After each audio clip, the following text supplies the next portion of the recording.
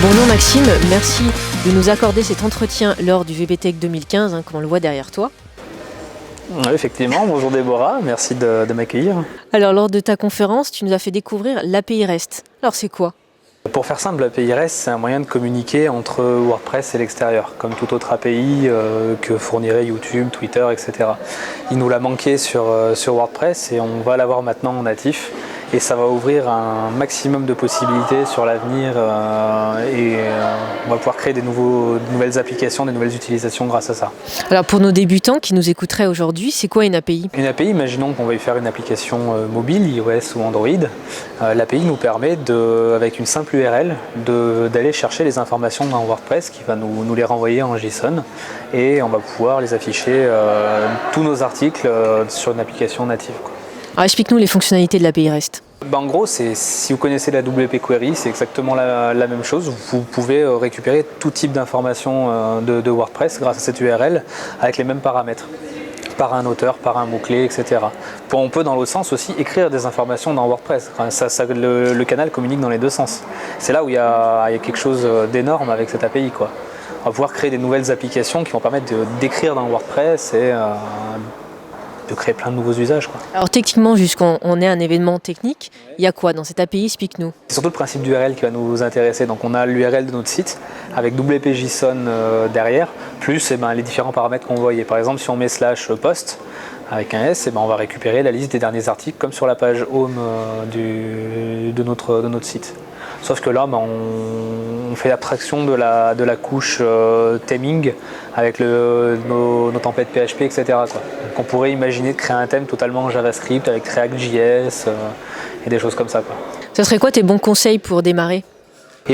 Suivez les tutos qu'on peut trouver sur internet et que je vais mettre aussi sur mon site, parce que au final c'est pas très compliqué d'essayer un peu ces nouvelles technologies comme le JavaScript, même si on est développeur PHP, parce que aujourd'hui ça devient omniprésent et incontournable.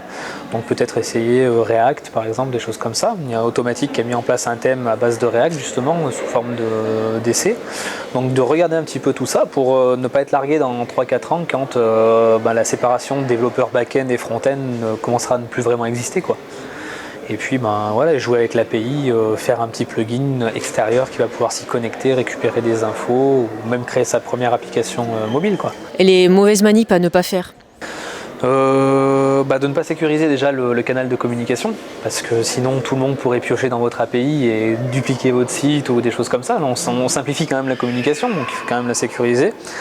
Et puis vouloir tout faire à la main ou ne pas suivre les guidelines de la documentation, quoi. Ça peut être une belle erreur de vouloir exposer soi-même les données à l'extérieur. On est lors d'un événement technique, je disais tout à l'heure. Pourquoi avoir choisi WordPress ? Il y a 8 ans en arrière, ça commence à ça commence à le faire. À la base, on avait des clients qui voulaient administrer leur site de plus en plus, qui voulaient pouvoir mettre à jour leur prix, leur menu et pouvoir créer des blogs, des actus dans un blog, quoi. Du coup, on s'est tourné vers les différentes solutions qui étaient à l'époque. Il y avait Dotclear, WordPress, etc. Après quelques essais sur Dotclear, on s'est dit on va essayer WordPress, et là ça a été un petit peu, on va pas dire le coup de foudre, ça serait un petit peu exagéré, mais on a tout de suite collé à la philosophie et à toutes les possibilités qui nous étaient offertes par ce nouveau CMS, quoi. Et le plus pour toi de WordPress, c'est quoi ? Le plus, c'est de pouvoir créer des sites et des applications très complexes, très variées et diverses, et garder cette même base, cette interface et cette puissance qui permet d'afficher de l'information, de la traiter en toute facilité, quoi. Donc WordPress égale professionnel, entrepreneuriat. Oui. C'est sûr. Tous ceux qui en douteraient, oui. En tout cas, douteraient encore. On peut te retrouver où sur la toile ? J'ai mon site perso, design.fr avec un Y, où on retrouve mon parcours professionnel, mes différentes idées d'entreprise et des blogs sur l'entrepreneuriat en général. Et surtout wp-spread.com, qui est mon blog dédié à WordPress, où il y a des tutos, où je parle de l'actu WordPress, des événements, tout ce qu'on peut retrouver d'intéressant. Moi, je te remercie pour cet entretien. Et puis à très bientôt. Merci à toi. Merci. À bientôt.